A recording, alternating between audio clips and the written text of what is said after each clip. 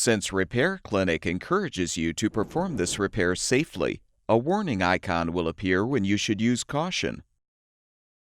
Before you replace the primary water inlet valve in your refrigerator, be sure to unplug the power cord. Shut off the water supply as well. To move the refrigerator away from the wall, first open the freezer drawer and pull the base grill forward to remove. Next, use a 1/4-inch socket or nut driver to rotate the brake feet counterclockwise to raise them.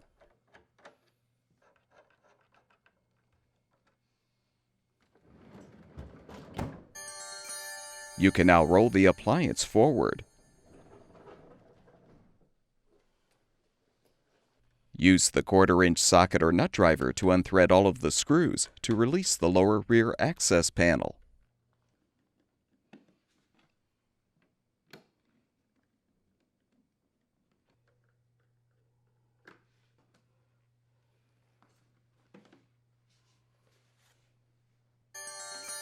Use a 1/2-inch wrench or an adjustable wrench to unthread the compression nut to detach the water supply line from the valve.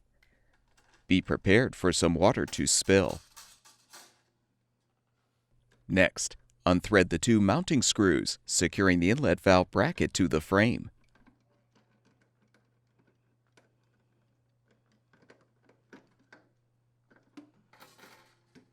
Disconnect the wire connector. You can use a 1/2-inch wrench to depress the retaining ring to release the outlet line from the old valve. Install the new water inlet valve by inserting the outlet line into the valve port until it is fully seated.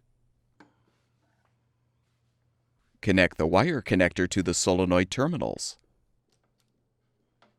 Align the bracket on the frame and thread the screws to secure.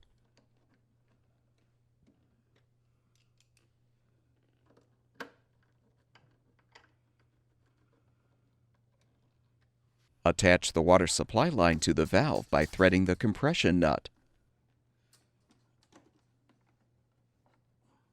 Avoid over-tightening the nut. Reinstall the access panel.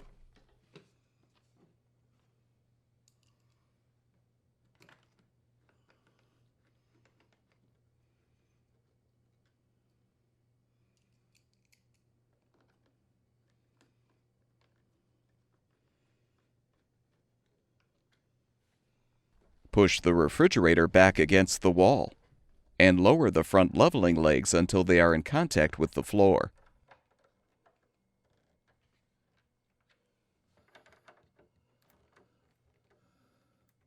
Replace the base grill by aligning the ends of the grill with the leveling assemblies, then snap the grill into place.